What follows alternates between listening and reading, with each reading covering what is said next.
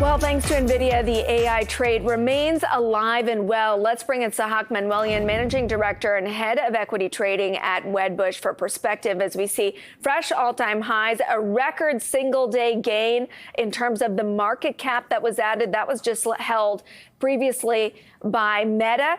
We're looking at more than a $200 billion surge in market cap alone for Nvidia. This is the company beat expectations. Its forecast was more robust than expected. This is, it seemed like things were kind of at a fever pitch. Sahak, as we bring you in, I guess it's a little bit of a sigh of relief, right? Because shares had kind of sold off into the quarterly results amidst maybe a little bit of anxiety, locking in some profits for many people who've won owning Nvidia. What's the buying right now? Incremental people adding to their positions, or fresh buyers coming and saying, okay, there's no denying Nvidia now?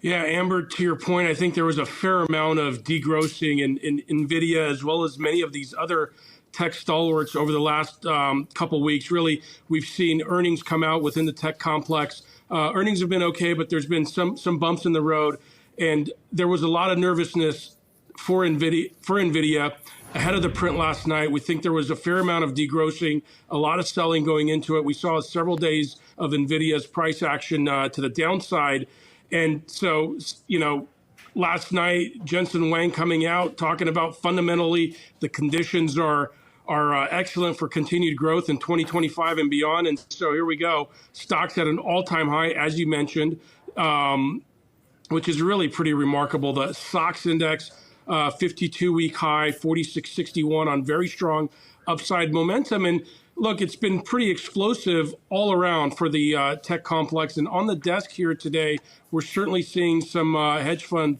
longs kind of trim into some recent historical longs, but for Nvidia, there's been a fair amount of buying, and guys are, I think, back putting on this position as they're feeling pretty comfortable once again after the comments made by the company last night. And it's a halo effect, as you mentioned as well, especially in the semiconductors, advanced micro devices, Micron, Applied Materials, all pushing higher, and even a little bit of recovery in, a Palo Alto Networks, for example, which is a cybersecurity stock that got crushed after cutting its sales forecast. Is it sort of an all-in trade? Is it selective areas of the market, AI, and then maybe cybersecurity sort of left in the dust? How are you thinking about that? What we're seeing anyways, or from our vantage, if I should say that, we're seeing the AI trade is certainly going higher. And to your point, AMD, Broadcom, KLA, Lam, Marvell, all these things are just ripping. But aside from that, you mentioned Palo Alto. This is one that got hit pretty hard just a few days ago after their print. We're seeing several other cybersecurity names or software names getting squeezed to the upside.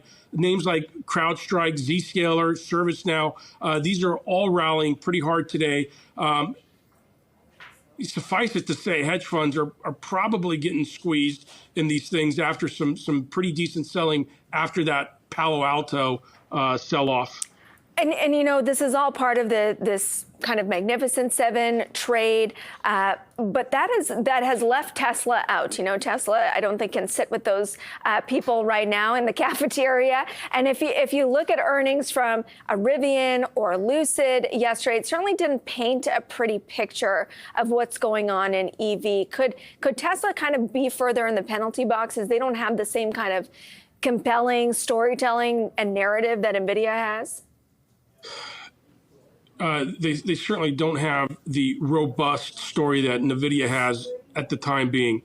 Having said that, from Rivian and Lucid, most notably from both of those companies last night, Rivian talking about 57,000 vehicles versus 80,000 expected, and then Lucid talking about 9,000 vehicles from 12,000 expected. So investors not happy about that. And so when we look at Tesla or think about Tesla and how we should be thinking about Tesla, I think that BYD from China is really putting the pressure to Tesla and really gaining market share. So I think Tesla probably stays in the penalty box for the time being. I don't think there's any rush to go out and start buying Tesla near term anyhow. What are investors doing about concentration risk? It's huge right now, and it works. It's great right now because the company is doing well. But portfolio managers have to manage risk, right? They have to manage the possibility that there's a hiccup in Nvidia, that it's not a straight line towards greatness. What are you seeing as the strategies to kind of manage that? So we are starting to see some other areas of the S&P 500 that's starting to show or depict some relative outperformance year to date. Notably, I would point out healthcare as being one of those areas. As we saw some degrossing, if you will, within some of the AI names and the tech names over the last several weeks, and especially going into Nvidia, we certainly saw and have been seeing money coming in or flows coming into healthcare and in multiple areas of healthcare, not just large pharma or large biotech, but also within the mid-cap complex. So we think that there's been some diversification. Some of last year's laggards, such as healthcare, is certainly performing well this year. Healthcare happens to be, I think, the number 2 or number 3, depending how today shakes out, S&P sector year to date. And so we think that healthcare can continue to have legs here and continue to depict some relative outperformance into the rest of the year. And again, it's very early in the year, granted, but yeah, diversification. I think that, managers everywhere will continue to have to deal with, tech and certainly the outperformance of tech for the past 18, 24 months